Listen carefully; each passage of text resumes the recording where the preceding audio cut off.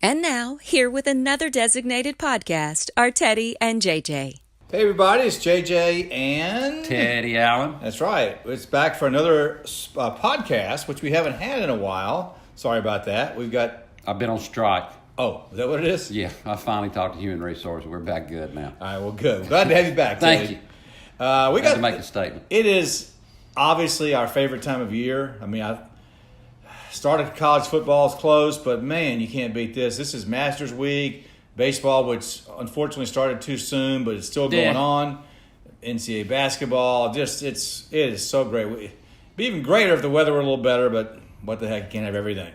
We're going to talk a lot of Masters with you. Teddy is a veteran Masters goer. I've been myself, but they've changed the course since I was there. But anyway, some things to talk about. Also, the NCAA basketball that's been going on. It's culminated in actually a pretty good tournament after the first couple of days were really, really weak.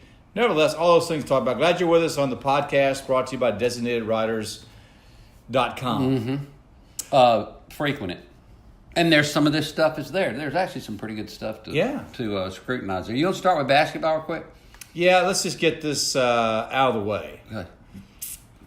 Semifinal games, most particularly, I guess, the one that'll live in infamy, as FDR said, is going to be the Virginia-Auburn game. You watched it, then you couldn't watch the last 5 seconds because of an incident. They have a dog issue. I was at a place in which I couldn't hear the sound, and nobody knew the whistle had blown. Right. It was just amazing. You know, Virginia, to get to the championship game and not having been having won games that they should have beaten Purdue. Every team has to win games like that to get to the championship game, and just kind of that one against Auburn though, that just had everything. Oh, it was beautiful. It was 57-47. They were up by 10. And then they didn't score, they finally got the three. Right. But that was it. I mean, they went without for the last 3.5 minutes. The other team, Auburn, came back like that. Now, here's the weird thing on the double dribble.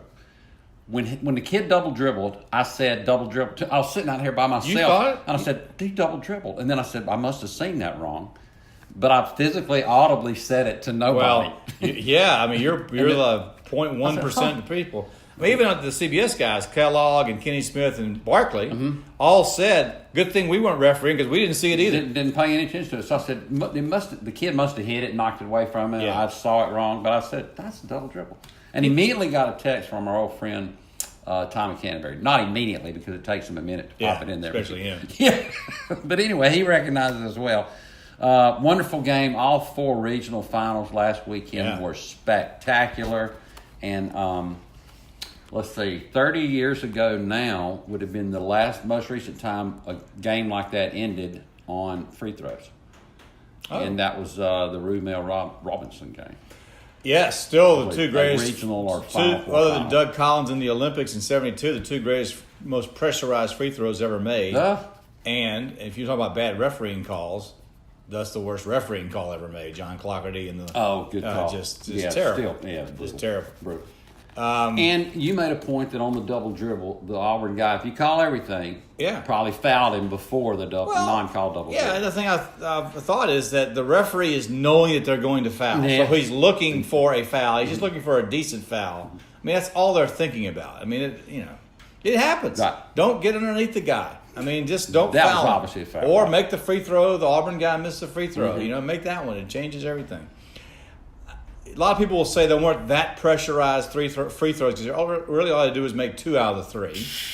You try it. I would try to find them up there about halfway to the goal. All 3, each one would have got progressively shorter. And this guy is an 81% free throw shooter. He said, I was scared to death. He didn't look like it, but I read that he was. But anyway, basketball tournament going on. It ended up being really, really good, and the finals were terrific. I think it's great that you got some new blood. Doesn't have to be Kentucky and Duke and Kansas every year. You got Texas Tech.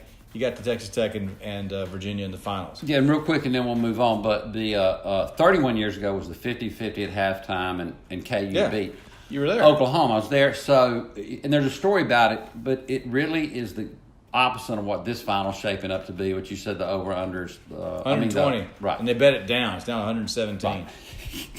It could end up, I'm telling you, 35 to 32. Who knows? Anyway. And by the time you watch this or listen to this, it may have already been played, but, we're sitting here. It may have been 90 to 80, but Right. I got it.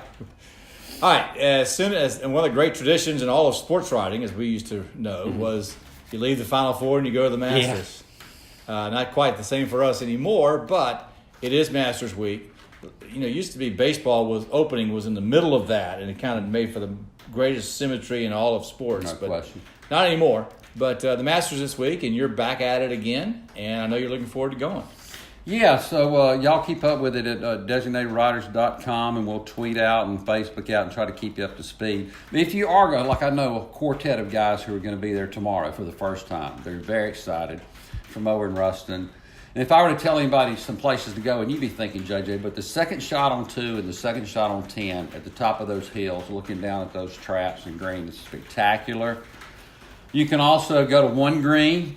If you're looking at the green, the left side of it, so you can watch people coming up on 3 at that really steep green that 3's got. You can watch them putting on 1. You can watch them putting on 3 and approaching 3. Yeah, and 3's the hole where if everybody really had some guts, they could just go for it. They could try to drive it, but if you don't get there, you got some serious problems. Serious issues. 6 tee box is fun. You look back at 5 green, and that's just a pretty... it's a pretty sight to look towards 16 and 6. The thing about the 6 tee boxes, you can sit on the side of the hill and then hit over you. And you can do that. Yeah. And 16 is a good place to hang anytime because you got bathrooms, you got concessions. You got to go walk 1 just to check out the elevation. Yeah. You're not going to believe it. Right. They got stands at 14 green now, very underrated spot, and second shot on 13. And one of my favorite places, you could take a chair and sit it in the pine trees and watch the second shot on 9 for a long, long time. And then you watch them going off on 8 and you look behind you and see the green. But the second shot on 9 is a nice spot. The most underrated hole on the course, in mine and yours shared opinion, is number 5 around there on the corner. No, when I got there, the first thing I did was get out of my car and get checked in. I said, let's go walk. It was a practice day. Let's go walk. I don't care who I see. And I walked around the course. And this was back in the days in which you really didn't see much of the front 9. Mm-hmm. It was mostly just broadcast the back 9. And I got over there in the corner to number 5 and look. And you got where you going? God, this hole is amazing. I mean, I'm telling you, you don't really think about it on television, but it is the far corner of, 11 and 12 are also in the far corner on one direction. Wow. The 5's in the far corner in the other direction. Mm-hmm. And it's just an amazing hole, and they've made it even better / tougher. Those bunkers you see on the left side are like 8-story buildings, it seems like. And there's not one elephant buried in the green. It's like 18 of them. A whole pack of them buried. And it's really kind of hard to go watch because you're only allowed to get on one side when you walk down it. Mm-hmm. And it's a bear to climb, but it's really, really a spectacular hole. And I don't know how anybody pars it, ever. And they just made it 40 yards longer. Yeah. And you kind of got to walk through a little path after 4's a par 3, and so you got to kind of know where you're going. But once you're over there, man, it's spectacular. You make the corner again. You can look down at the approach shot and then at the 6 tee. Nicholas, see, people forget, eagled it twice in '86. When you said you don't have anybody who pars it, but you look back at him winning that year, holed out twice. So the gods were with it. Yeah, it's an amazing hole. Again, if you're going, yours will be stunned by the lack of rough, so to speak. I'll tell you though, Teddy, the thing that amazes me, 5 is one of them. You don't realize how downhill number 10 is till you try to walk back up it. That's why I say go down, it's pretty easy. Right. But that's a really spectacular tee shot too. Because if you stand between 10 and 18, you can watch 18 going up the hill and 10 coming down the hill. And then you kind of pivot and watch that second shot into 10 with the pine trees, which is where what's his name won it in a playoff that year. Bubba Watson won it there. Bubba Watson, the left-handed little bitty and kind Adam of guy. Scott won it there too, I think. But yeah, and again, when I was there, 11, they've moved that thing so far back. That's a pretty amazing shot. But the sight lines are great.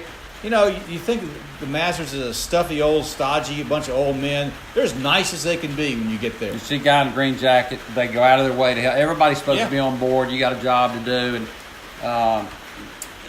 they're spectacularly nice, and especially to the press. They always have been. So make sure you get you a Masters Club. Those are underrated. Of course, XL. Comanches, they changed the recipe. Not so much anymore. Never They had could one. charge $1 million, and they don't. You can get $1.50, $2 for a right. sandwich. It's just spectacular. Get you bananas, wear walking shoes, get you a chair. You go can set leave it it, down, right. it's going to be there. Nobody, and they got security everywhere, but nobody's ever, there ain't any human or none of that kind of stuff. Right. And the other thing that's always stunned me, and I'm like everybody else, you think that shot they give you of Magnolia Lane is like half a mile long and it's cut out in the woods, out in the middle of nowhere. I always like to tell people it's about the length of your driveway, Right. and there's a Walmart across the street or a Ruby It's like- Tuesdays or whatever. It's kind of like driving down Uri Drive. If Uri was a little Yeah. more congested or Yeah. tighter, it's like that. Then you take Make a a right right. turn, Oh there my it is. God! And you look like you're in a cartoon. Right. That's right. So safe travels if you're going over there. Rory McIlroy's 8-1. Dustin Johnson is 10-1. Rose is 12-1. Tiger's 14-1. And I just don't understand that at all. Because he's won it 112 times. Maybe that's it. Patrick Reed, who's the defending champ's like 60-1 according to these odds makers. He's got to leave his hat on. Yeah, it's bad. It's a bad look It's when a he takes Stuart it off. Sink bad It's look. And that's That's the worst. That's the worst. Yep. I enjoyed this. All right. Well, Teddy's going to be there. You can check it out on Designated Riders for updates. We appreciate you listening to us here on the podcast, and we'll check back with you soon.